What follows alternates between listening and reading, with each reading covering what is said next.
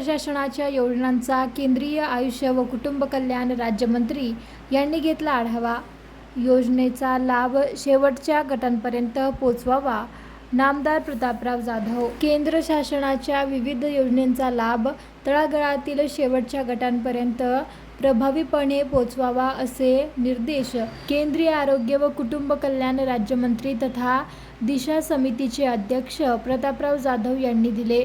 बुलढाणा जिल्ह्याच्या केंद्रीय योजनेच्या प्रगती आढावा घेण्यासाठी जिल्हा विकास समन्वय व संनियंत्रण अर्थात दिशा समितीची बैठक जिल्हा नियोजन समिती सभागृहात पार पडली।